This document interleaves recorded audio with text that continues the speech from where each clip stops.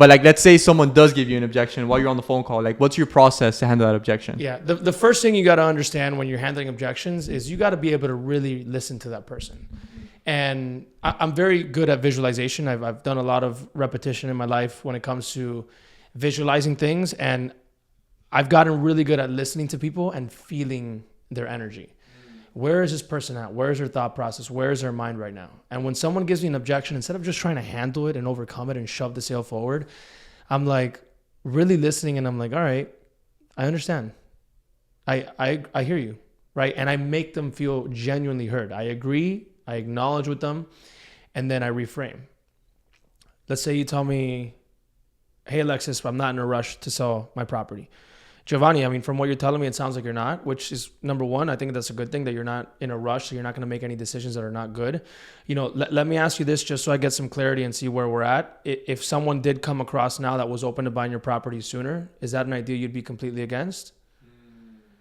So you see how I genuinely agreed with you. I was like, that's cool, bro, that you're not in a rush. It's actually favorable that you're not, just so I get some clarity and understanding. It's very important to use neutral words as well.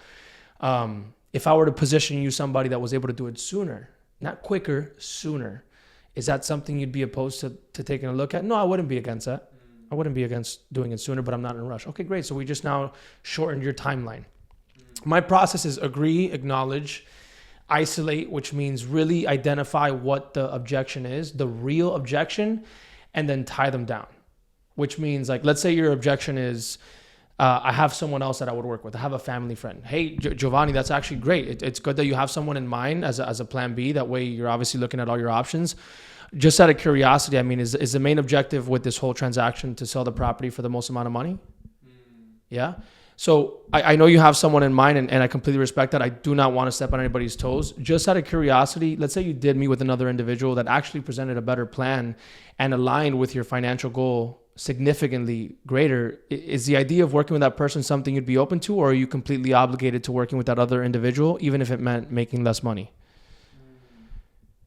So you agree, you acknowledge. I isolate the objection, and then a tie down is basically like, hey, Giovanny, I mean, I'm assuming from what you're telling me and what I've gathered so far, your main goal here is to sell the property for more money, right? Yeah, right. Yeah, that's a tie down.